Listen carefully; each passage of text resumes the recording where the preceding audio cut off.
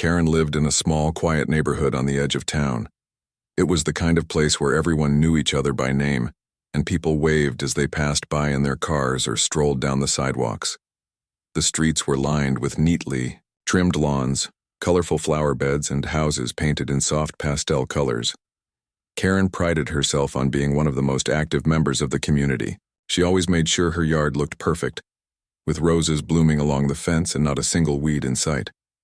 Her mailbox stood straight and polished, unlike some of her neighbors, which leaned slightly to one side from years of wear. Every day, Karen followed the same routine. She woke up early, drank her coffee while sitting by the window, and then spent an hour tending to her garden. On this particular morning, she was watering her roses when something unusual caught her eye. A large moving truck had pulled up in front of the house next door. The house had been empty for months ever since the previous owners, a young couple with 2 kids, moved away. Karen hadn't paid much attention to it during that time, but now, seeing activity there made her curious. As she watched, a tall, black man stepped out of the driver's seat. He wore a plain white t-shirt and jeans, and his arms were strong and muscular as he stretched them above his head. He turned back toward the truck and began giving instructions to a group of movers who were unloading furniture. Boxes piled high near the curb, and the sound of heavy footsteps echoed as they carried items inside the house. Karen frowned. This wasn't what she had expected at all. She tried to tell herself that maybe she was overreacting. After all, new neighbors weren't necessarily a bad thing, but something about this man didn't sit right with her. Maybe it was the way he looked so different from everyone else on the block. Or maybe it was the fact that he hadn't come over to introduce himself yet. In Karen's mind, good neighbors introduced themselves immediately. They brought cookies or left, a friendly note saying hello. This man hadn't done any of those things. Karen set down her watering can and walked closer to the fence separating her yard from the new neighbors. She wanted to get a better look without seeming too obvious. From this distance, she could see him more clearly. His skin was dark, almost like polished wood, and his face was sharp with high cheekbones and deep-set eyes. He spoke loudly and confidently to the movers, pointing here and there as if he owned the place, which technically he did. Still, Karen couldn't shake the feeling that something was off. Her thoughts raced as she stood there, gripping the wooden fence tightly. What if he was trouble? What if he brought noise and chaos to their peaceful street? Karen imagined loud music blaring late at night, strange cars parked everywhere, and unkempt grass taking over the once tidy lawn. These images filled her head until she felt a knot forming in her stomach. She needed to do something, but what? For a moment, she considered walking over and introducing herself. That would be the polite thing to do, wouldn't it? But then again, what if he wasn't friendly? What if he ignored her or worse, snapped at her for intruding? No, that approach felt too risky. Instead, Karen decided to take matters into her own hands in a way she thought was safe and responsible. Back inside her house, Karen grabbed her phone from the kitchen counter. Her fingers hovered over the screen for a second before she dialed. 3 numbers, 911. As the line rang, she glanced out the window to make sure the man was still outside. Sure enough, he was directing the movers with the same commanding tone. When the operator answered, Karen cleared her throat and spoke in a low, urgent voice. "Hi, yes. I need to report something suspicious," she said. "There's a man moving into the house next door and, well, I don't think he belongs here." The operator paused briefly before asking for details. "Can you describe what's happening?" Karen hesitated, glancing around her kitchen as if someone might overhear her. "He's tall, African-American, and he's bringing in a lot of stuff. Big boxes, furniture, it just doesn't seem normal. And he hasn't introduced himself to anyone. I'm worried he might be up to no good."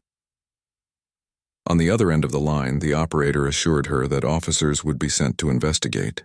"Thank you for calling," the voice said calmly. "We'll send someone over to check it out." Hanging up the phone, Karen felt a mix of relief and satisfaction. She had done her part, hadn't she? If this man really was trouble, the police would figure it out. And if he wasn't, then no harm done. At least that's what she told herself as she returned to her gardening. Outside, the movers continued their work, completely unaware of the call Karen had just made. Marcus Johnson, the man in question, was focused on getting everything unloaded quickly so he could start unpacking. He had dreamed of owning a home in a nice neighborhood like this one for years, and now that dream was finally coming true. Little did he know, his arrival had already stirred up controversy among the residents, starting with Karen. While Karen busied herself trimming hedges and pulling weeds, her mind kept drifting back to the conversation she'd had with the 911 operator. Was she wrong to call? Part of her wondered if she had jumped to conclusions too quickly, but another part, the louder, more stubborn part, insisted she was justified. After all, it was better to be cautious than sorry, right? Time seemed to crawl as Karen waited for the police to arrive. Every car that drove past made her heart skip a beat, wondering if it was them. Finally, after what felt like hours, she spotted 2 police cruisers turning onto her street. They slowed down as they approached the house next door, their lights flashing silently. Karen peeked through the curtains, watching as 2 officers stepped out of the vehicles and approached Marcus. Her chest tightened as she observed the interaction. Marcus greeted the officers politely, shaking hands and nodding as they asked questions. From where she stood, Karen couldn't hear what was being said, but she noticed how calm and composed Marcus appeared. For a brief moment, doubt crept into her mind. Maybe she had made a mistake, but it was too late to turn back now. The wheels were already in motion, and there was nothing she could do except wait and see how things played out. As the officers began inspecting the property, Karen retreated to her living room, sinking into her couch. She replayed the events of the morning in her head, questioning whether she had acted appropriately. Yet despite her growing unease, she couldn't ignore the sense of righteousness that lingered within her. In her mind, she had simply been looking out for the neighborhood, protecting it from potential threats. Whether Marcus turned out to be innocent or guilty, Karen believed she had done the right thing, or so she convinced herself as she sat alone in her quiet house, waiting for answers. The 2 police officers, a man and a woman, walked up the driveway of the house next door with purpose. Officer Miller, the older of the 2, had short gray hair and a no-nonsense expression on his face. Officer Carter, younger and more approachable, carried a small notepad in her hand as she followed closely behind him. They stopped near Marcus, who was standing by the moving truck, supervising the movers. Marcus noticed them right away. He turned toward them with a polite smile, though there was a hint of confusion in his eyes. "Can I help you?" he asked, his voice calm and steady. Officer Miller nodded. "Good afternoon, sir. We received a call about some suspicious activity here. Could you tell us what's going on?" Marcus raised an eyebrow but didn't seem offended. "Suspicious activity? I'm just moving in," he said, gesturing to the boxes and furniture around him. "I bought this house last month, and today's the big move-in day." Officer Carter jotted something down on her notepad before asking, "Do you mind showing us some ID just to confirm everything's in order?" "Of course," Marcus replied without hesitation. He reached into his pocket and pulled out his wallet. Flipping it open, he handed over his driver's license. The officers studied it carefully, comparing the photo to the man standing in front of them. Everything matched. His name, address, and even the confident demeanor in the picture were all consistent. While they examined his ID, Marcus added, "If you'd like, I can show you the paperwork for the house too. It's inside." He pointed toward the open front door where movers were carrying boxes inside. Officer Miller handed the license back to Marcus. "That won't be necessary for now," he said, "but we'll need to take a quick look around just to make sure everything's okay." Marcus nodded. "Sure thing. Go ahead. I've got nothing to hide." As the officers stepped inside the house, Karen watched from her window, her heart pounding. She gripped the edge of the curtain tightly, trying to get a better view of what was happening. She couldn't hear their conversation, but she could see how relaxed Marcus seemed. He didn't appear nervous or guilty at all. Instead, he chatted casually with the movers, occasionally pointing to where certain pieces of furniture should go. Inside the house, Officer Carter looked around, taking in the details. The walls were bare for now, but the floors were clean, and the rooms spacious. It was clear that Marcus had already started settling in. In the living room, a stack of boxes sat neatly labeled: kitchen, books, clothes. Nothing seemed out of place. Then, something caught Officer Carter's eye. On one side of the room, leaning against the wall, was a large corkboard covered in papers, drawings, and photographs. She moved closer to inspect it. The board was filled with diagrams, equations, and sketches of mechanical devices. There were also several framed certificates and awards hanging nearby, each one bearing impressive titles like Outstanding Engineer Award and Innovator of the Year. Curious, Officer Carter picked up one of the frames for a closer look. It was a diploma from MIT, signed and sealed. Her eyebrows shot up in surprise. Turning to Officer Miller, she whispered, "You might want to see this."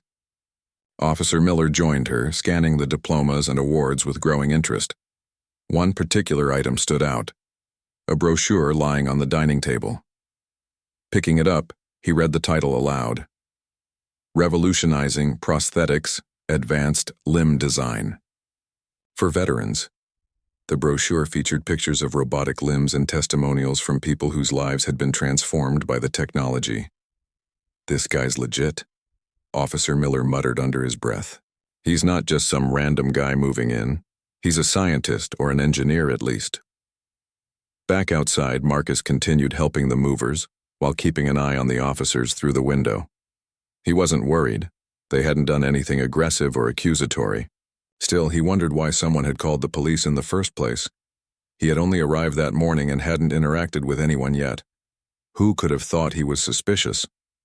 After a few more minutes, the officers emerged from the house. Both of them looked thoughtful, almost impressed. Officer Miller approached Marcus again. "Everything seems fine here," he said. "Sorry for the inconvenience, just doing our job." "No problem," Marcus replied with a friendly smile. "Better safe than sorry, right?" Officer Carter nodded. "We noticed your work inside. Pretty impressive stuff. Looks like you're making a real difference." Marcus chuckled modestly. "Thanks. I try my best. It's rewarding work." With that, the officers turned to leave. As they walked back to their cruisers, Karen hurried to her front door. She wanted to hear what they had to say. Stepping onto her porch, she called out, "Officers, is everything okay?" Officer Miller stopped and glanced at her. "Yes, ma'am. Everything checks out. Mr. Johnson is the homeowner, and he's completely above board." Karen's cheeks flushed red. She stammered, "Oh, I just thought, well, I didn't recognize him and it seemed unusual." Officer Carter cut her off gently but firmly. "It's important to remember that unusual doesn't always mean suspicious," she said, "and false accusations based on appearances can cause unnecessary trouble for everyone involved." Karen felt her stomach drop.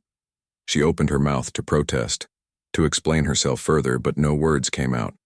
Instead, she simply nodded, mumbling, "Okay, thank you," before retreating back into her house.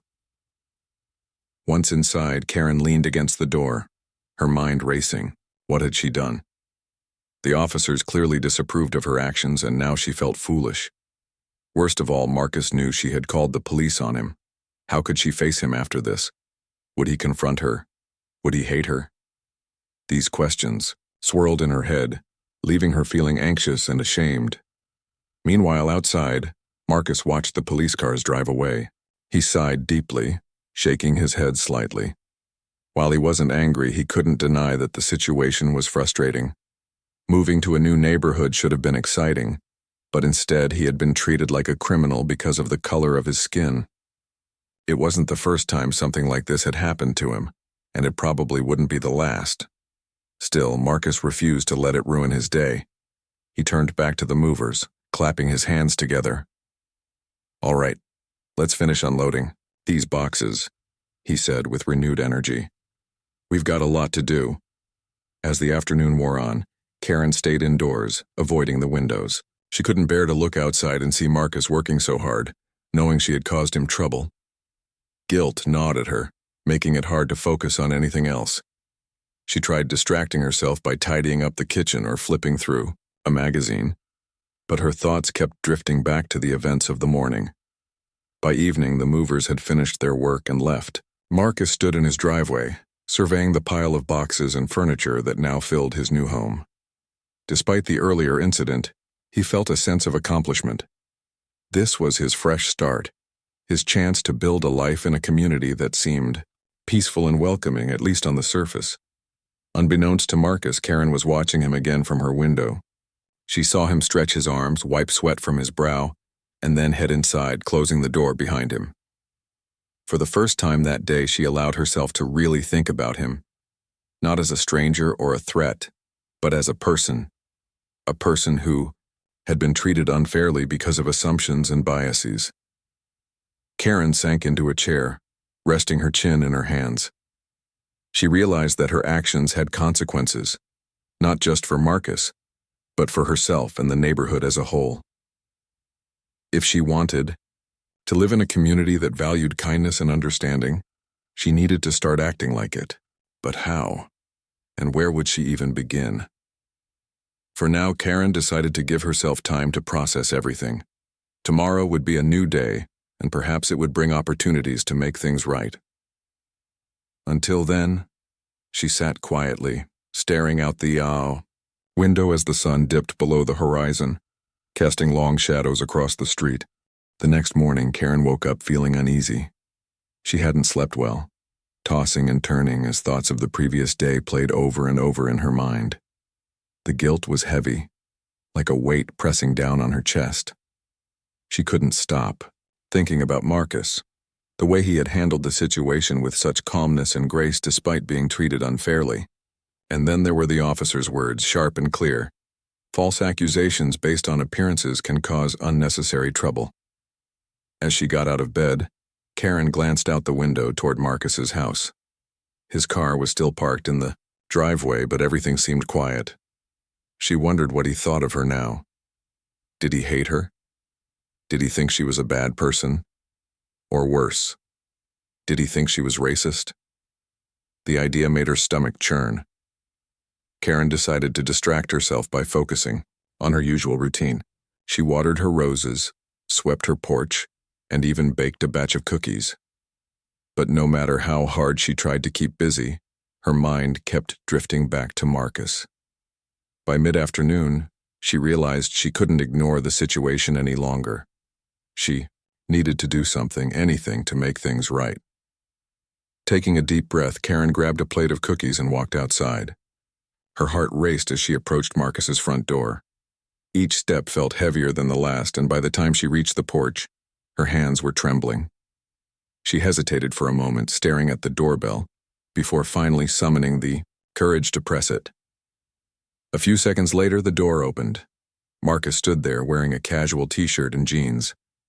He looked surprised to see her, but greeted her politely. "Hi," he said, his voice warm and friendly. "Can I help you?" Karen forced a smile, holding out the plate of cookies. "Hi. I'm Karen. I live next door." She gestured vaguely toward her house. "I just wanted to say hi and welcome you to the neighborhood." Marcus blinked, clearly taken aback by the gesture. "Oh, thank you," he said, accepting the plate. "That's very kind of you." For a moment, neither of them spoke. Karen shifted uncomfortably, searching for the right words. Finally, she blurted out, "Look, I need to apologize. About yesterday, I called the police on you. I didn't mean to cause any trouble, but, well, I guess I jumped to conclusions. And I feel terrible about it." Marcus studied her face, his expression unreadable.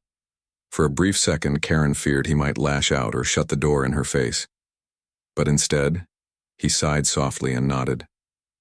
"It's okay," he said, after a pause. "I understand why you did it. People sometimes act out of fear or misunderstanding. What matters is that we're talking now." His response caught Karen off guard. She had expected anger or resentment, not understanding. Tears welled up in her eyes as she stammered, "Thank you for being so kind. I don't deserve it, but I really am sorry." Marcus smiled faintly.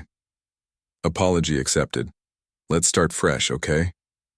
Relief washed over Karen, and she nodded vigorously. Yes, absolutely, thank you.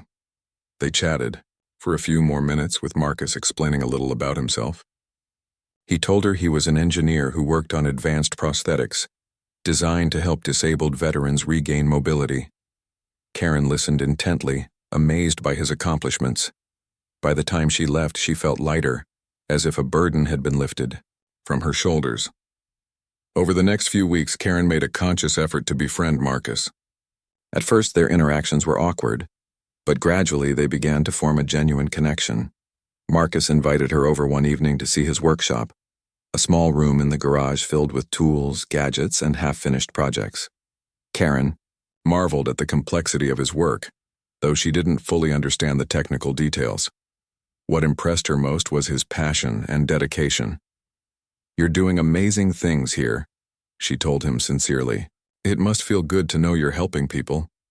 Marcus grinned. "It does. Every time someone uses one of my designs to walk again or pick up their kids, it reminds me why I started this journey." Inspired by his story, Karen found herself wanting to contribute in some way. She offered to help him organize community events where he could showcase his work and inspire others. Marcus was hesitant at first, unsure if anyone would be interested, but Karen insisted. "Trust me," she said. "People will want to hear what you have to say." True to her word, Karen rallied the neighbors. She went door to door inviting everyone to a weekend gathering at Marcus's house. To her surprise, many people were eager to attend. Some were curious about Marcus's work, while others simply wanted to meet their new neighbor. Either way, Karen felt a sense of pride knowing she was bringing people together. On the day of the event, Marcus transformed his backyard into a mini science fair. Tables were set up with displays of his inventions, including prototypes of robotic limbs and interactive models. Children ran around excitedly, asking questions and marveling at the technology. Adults mingled, chatting with Marcus and learning about his journey. The atmosphere was lively and positive, a stark contrast to the tension that had marked his arrival. Karen watched from the sidelines, smiling as she observed the scene. Seeing Marcus surrounded by smiling faces filled her with a sense of accomplishment. She had helped turn a negative situation into something beautiful, something that brought the community closer together. As the sun began to set, Marcus thanked everyone for coming. Standing on the patio, he raised a glass of lemonade and addressed the crowd. "I want to thank all of you for welcoming me into this neighborhood," he said. "When I moved here, I wasn't sure what to expect. But thanks to people like Karen, I've learned that kindness and understanding can overcome even the toughest challenges." Everyone clapped, and Karen felt her cheeks flush with embarrassment. She hadn't done much, really, just apologized and tried to make amends. Yet Marcus's words reminded her of the power of small actions. Sometimes a simple apology or gesture of goodwill could create ripples of change. After the event, life in the neighborhood returned to normal. But with a noticeable difference, Marcus became a beloved figure, often seen walking his dog or chatting with neighbors. People admired not only his intelligence, but also his humility and willingness to connect with others. Even those who had initially been wary of him warmed up quickly once they got to know him. Karen, too, underwent a transformation. The experience taught her valuable lessons about assumptions, empathy, and the importance of looking beyond appearances. She realized that fear and prejudice stemmed from ignorance, and the best way to combat them was through education and open dialogue. From then on, she made a conscious effort to be more inclusive and understanding, both in her personal life and within the community. One evening, as Karen sat on her porch watching the sunset, Marcus joined her. He carried 2 glasses of iced tea and handed one to her. "Thanks again for organizing the event," he said. "It meant a lot to me." Karen shook her head. "No, thank you. You've shown us all what it means to be compassionate and resilient. You've inspired me to be better." Marcus chuckled softly. "We're all works in progress, Karen. The fact that you're willing to grow and learn, that's what matters." They sat in comfortable silence, enjoying the cool breeze and the golden hues of twilight. For the first time in a long while, Karen felt truly at peace. The neighborhood had changed, yes, but so had she. And in that moment, she knew that change was a good thing. As the weeks went by, Marcus settled into his new home and became an integral part of the neighborhood. The community event had opened doors for him in ways he hadn't expected. Neighbors who once seemed distant or reserved now greeted him warmly when they passed by. Children waved at him from their bikes, and some even stopped to ask about the gadgets they'd seen at his workshop. Marcus welcomed the curiosity, often inviting them inside to tinker with simple tools or show them how basic circuits worked. Karen, too, found herself changing. She had always thought of herself as a good neighbor, someone who cared about keeping the community safe and orderly. But the incident with Marcus made her realize that being a good neighbor meant more than just maintaining appearances. It meant looking beyond surface-level differences and truly getting to know people. Slowly but surely, she began to let go of the rigid mindset that had governed her actions for so long. One afternoon, Karen decided to take a walk around the block. She hadn't done this in years, preferring to stay close to home and tend to her garden. But today felt different. The air was crisp, carrying the faint scent of autumn leaves. As she strolled past familiar houses, she noticed small details she'd never paid attention to before. The colorful wind chimes hanging on Mrs. Peterson's porch, the hand-painted welcome sign outside Mr. Lewis's house, and the cheerful flowers lining the sidewalk near the Rodriguez family's driveway. When she reached Marcus's house, she saw him sitting on the front steps, tinkering with what looked like a small robotic arm. He glanced up and smiled when he noticed her. "Hey, Karen," he called out. "Taking a walk?" She nodded, walking over to join him. "Yeah, just enjoying the weather. What are you working on?" Marcus held up the device. "This is a prototype. I've been tweaking. It's designed to help kids with limited mobility grip objects. Still needs some adjustments, though." Karen studied it closely, impressed by its intricate design. "That's incredible. Do you ever get tired of inventing things?" He laughed softly. "Sometimes, but then I remember why I started doing this, to make life easier for people. That keeps me going." They talked for a while longer, discussing everything from upcoming holidays to local events. When Karen finally headed back home, she felt lighter somehow, as if each conversation with Marcus erased another layer of guilt and fear within her. The following Saturday, Marcus invited Karen to help him host a second community gathering. This time, the focus wasn't solely on his inventions. It was about bringing everyone together to celebrate fall. There would be pumpkin carving, apple cider, and games for the kids. Karen eagerly agreed to assist, excited to see how much the Trice neighborhood had embraced these events. On the day of the gathering, the backyard buzzed with activity. Families gathered around picnic tables laden with food, while children laughed and chased each other through piles of leaves. Karen stood beside Marcus, handing out cups of hot chocolate and chatting with neighbors. It amazed her how natural it all felt now, how easily people mingled and shared stories without hesitation.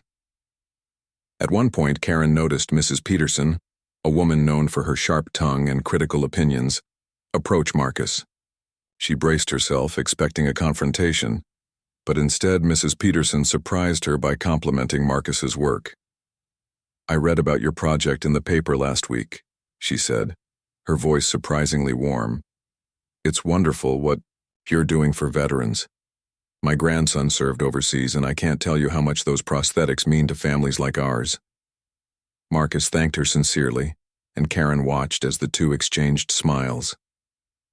It was moments like these that reminded her of the power of connection. People weren't so different after all. They just needed opportunities to understand one another. Later that evening, as the sun dipped below the horizon, Karen sat on a folding chair, sipping her drink and watching the festivities wind down. Marcus joined her, plopping down with a contented sigh. "Another successful event," he said, grinning. Karen nodded. It really was. Everyone seemed so happy. "They are," Marcus replied. "And you know what? So am I. Moving here turned out to be one of the best decisions I've ever made." Karen hesitated for a moment before speaking. I'm glad to hear that. You deserve to feel welcome here. Honestly, I think we all learned something from that first day. Marcus tilted his head, studying her expression. What do you mean? She sighed, choosing her words carefully. I mean, I let my fears and assumptions get the better of me. I judged you before I even knew you, and that wasn't fair. But because of that mistake, and because of how you handled it, I've learned to be more open-minded. I hope others have too. Marcus smiled gently. We all make mistakes, Karen. What matters is how we grow from them. And trust me, I've seen plenty of growth in this neighborhood. His words stayed with Karen long after the party ended. That night, as she lay in bed, she reflected on how far she'd come since that fateful morning when she dialed 911. Back then, she had acted out of fear and ignorance. Now she was actively working to build bridges and foster understanding. It wasn't easy. There were still moments of doubt and discomfort, but she knew she was heading in the right direction. Few days later, Karen received a letter in the mail. It was addressed to her personally with no return address. Curious, she opened it and unfolded the single sheet of paper inside. The note was handwritten, its tone warm and heartfelt. Dear Karen, I wanted to thank you again for helping organize the community events. Seeing everyone come together has been such a joy, and it wouldn't have happened without your support.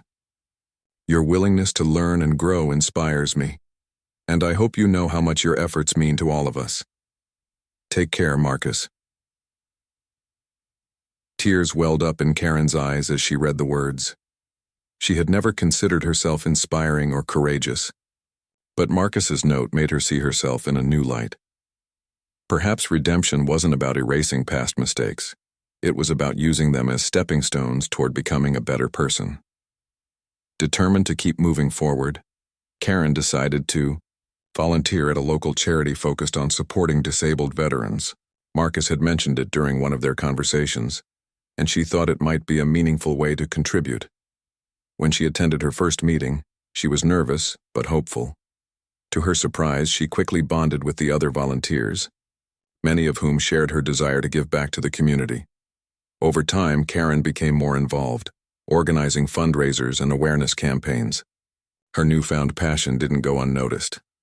One evening, as she helped set up chairs for a presentation, someone tapped her on the shoulder. Turning around, she saw Marcus standing there, holding 2 cups of coffee. I heard about the work you're doing, he said, handing her one of the cups. Thought you could use a pick-me-up. Karen accepted the coffee gratefully. Thanks. It's been rewarding but also challenging. I've got a lot to learn. You're doing great, Marcus assured her. And hey, if you ever need advice or help, I'm here. Her heart swelled with gratitude. You've already helped me more than you know. By winter, the neighborhood had transformed in subtle yet significant ways. Houses were decorated with twinkling lights, and neighbors exchanged gifts and holiday greetings freely. At Marcus's suggestion, Karen organized a secret Santa exchange, ensuring everyone felt included. On Christmas Eve, the entire street gathered for a potluck dinner, filling the air with laughter and the smell of delicious food. As Karen stood among her neighbors, watching snowflakes drift lazily to the ground, she realized how much she cherished this sense of belonging. It wasn't just about living in a nice area or having a perfect lawn anymore. It was about building relationships, embracing diversity, and creating a space where everyone felt valued. Marcus caught her eye across the room and raised his glass in a silent toast. Karen smiled back, raising hers in return. In that moment, she understood that true community wasn't built on perfection. It was built on forgiveness, trust, and the courage to change. And for the first time in a long while, Karen felt completely at home. Winter melted into spring, and the neighborhood began to bloom with new life. Trees sprouted fresh green leaves, flowers poked through the soil, and the air carried the sweet scent of blossoms. For Karen, this season felt like a metaphor for her own journey, a time of renewal and growth. She had spent months working alongside Marcus and others in the community, learning to see beyond her old biases and embracing the beauty of diversity. One sunny Saturday morning, Karen decided to tackle a project she'd been putting off for years, revamping the community garden. The small plot of land at the end of the street had fallen into disrepair, its once vibrant flower beds now overrun with weeds. It was a shared space meant for everyone to enjoy, but over time, people had stopped using it.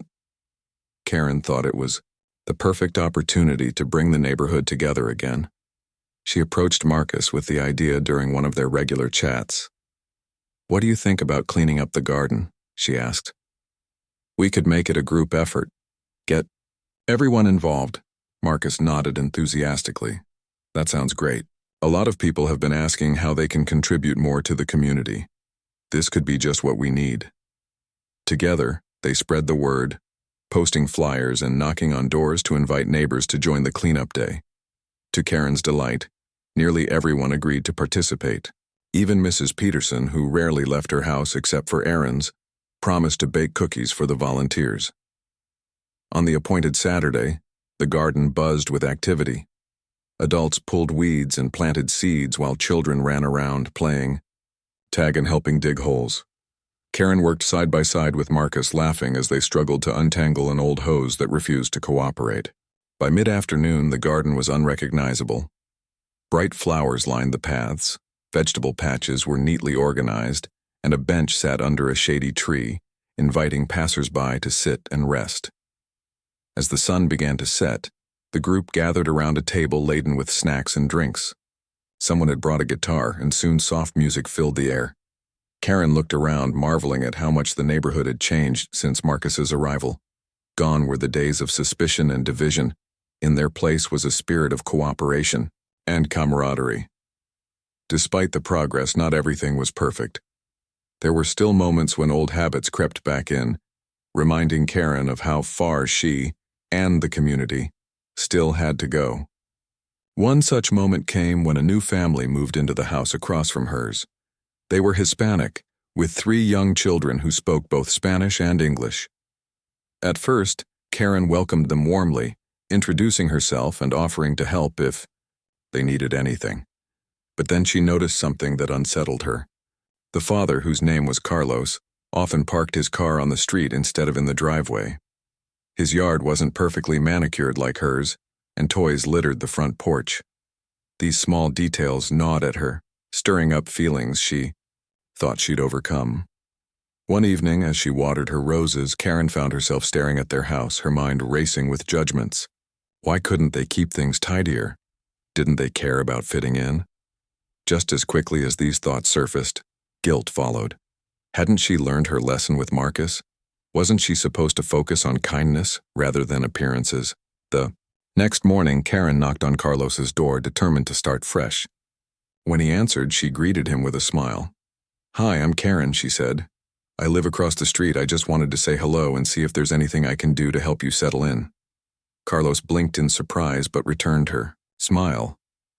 "Thank you," he said. "We're still getting used to the area, so any advice would be appreciated." Over the course of their conversation, Karen learned that Carlos worked long hours as a mechanic, leaving little time for yard work. His wife Maria stayed home with the kids, juggling childcare and household chores. Hearing this, Karen realized how unfair her initial judgments had been.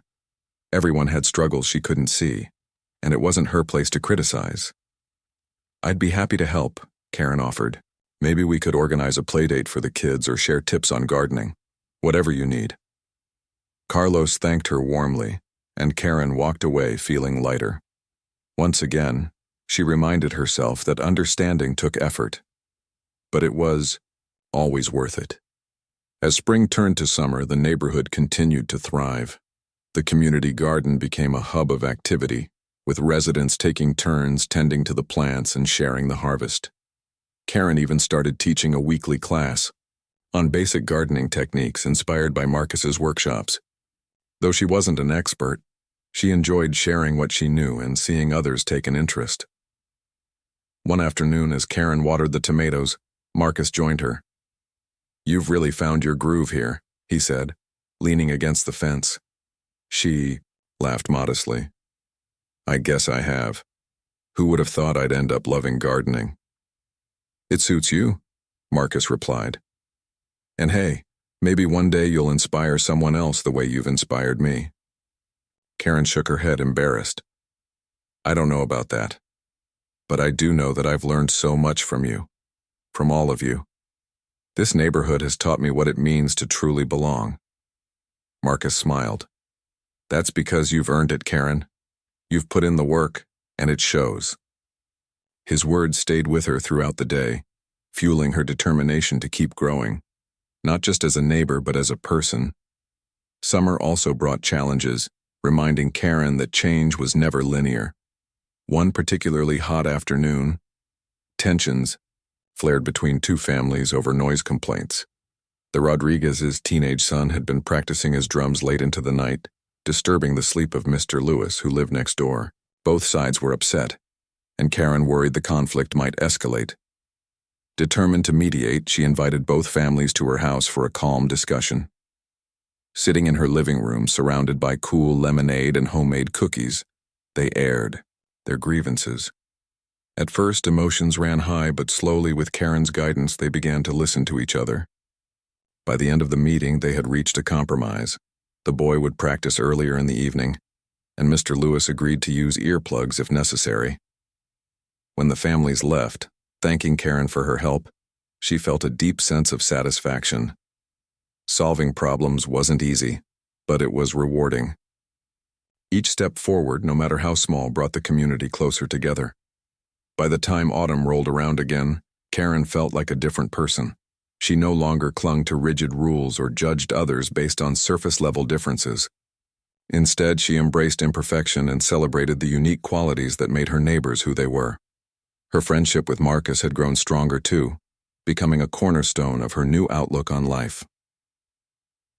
One crisp October evening, Karen attended another community event hosted by Marcus. This time it was a bonfire in his backyard, complete with roasted marshmallows and storytelling.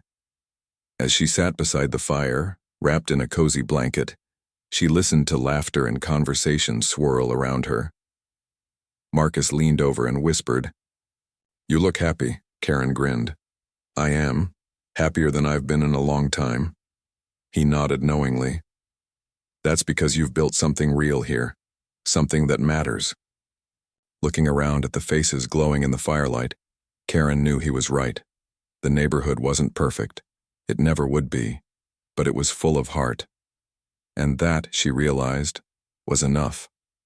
As the flames danced and sparks floated skyward, Karen felt a profound sense of gratitude. She had come so far from the woman who had once called 911 out of fear and ignorance.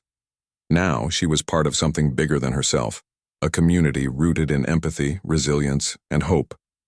As the seasons changed once more, Karen found herself reflecting on how much her life and the neighborhood had transformed. The streets were still lined with neatly trimmed lawns and colorful flowers, but now they felt alive in a way they never had before. Neighbors waved to each other not out of politeness but out of genuine affection. Children played together without hesitation, their laughter echoing through the air. And at the center of it all was Marcus, whose kindness and determination had sparked a ripple effect that touched everyone. One chilly November morning, Karen woke up early, eager to start her day. She had been invited to speak at a local community center about her experiences over the past year. At first, she had hesitated, unsure if she had anything valuable to share, but Marcus had encouraged her, reminding her that her story could inspire others to reflect on their own biases and fears. "People need to hear this," he had told her. "They need to know that change is possible, even when it feels impossible." So Karen prepared carefully, jotting down notes and practicing her speech in front of the mirror. When the day arrived, she dressed warmly and walked to the community center, her heart pounding with nerves. Inside, the room was already filling up with people, young and old, from different backgrounds and walks of life. As she took her place, at the podium she scanned the crowd and spotted Marcus sitting near the front, giving her an encouraging nod. Karen began by sharing her story honestly, starting with the day she called 911 on Marcus. She didn't shy away from describing her initial fears and assumptions, nor did she sugarcoat the shame she felt afterward. "I let my ignorance guide me," she admitted, her voice steady despite the lump in her throat. But what I learned, from Marcus and from all of you, is that it's never too late to grow. We can choose to be better, to listen, and to understand. The audience listened intently, some nodding along while others scribbled notes. When Karen finished speaking, the room erupted into applause. Several people approached her afterward, thanking her for her honesty and sharing their own stories of prejudice and redemption. It was humbling and empowering to realize that her journey resonated with so many others. Later that week, Karen attended a meeting organized by Marcus to discuss plans for a new project, a community center dedicated to science and innovation. The idea had been brewing for months, inspired by the success of his workshops and events. With support from neighbors and local businesses, they hoped to create a space where kids and adults alike could explore technology, engineering, and creativity. This isn't just about building gadgets, Marcus explained during the meeting. It's about building connections, about showing people that no matter who you are or where you come from, you have something valuable to contribute. Karen volunteered to help with fundraising efforts using the skills she'd developed during her time volunteering for veterans' charities. Together with a team of neighbors, she organized bake sales, car washes, and even a charity run. Each event brought the community closer together, reinforcing the bonds they had worked so hard to build. By spring, enough funds had been raised to break ground on the project. On the day of the groundbreaking ceremony, the entire neighborhood turned out to celebrate. Kids ran around with balloons while parents snapped photos and chatted excitedly. Karen stood beside Marcus as he addressed the crowd, his voice filled with pride and gratitude. "This wouldn't have been possible without all of you," he said, gesturing to the sea of faces before him. Every dollar donated, every hour volunteered. It all adds up to something extraordinary. Thank you for believing in this vision. When it was Karen's turn to speak, she kept her words simple, but heartfelt. "A year ago, I couldn't have imagined standing here like this," she said, her eyes glistening with tears.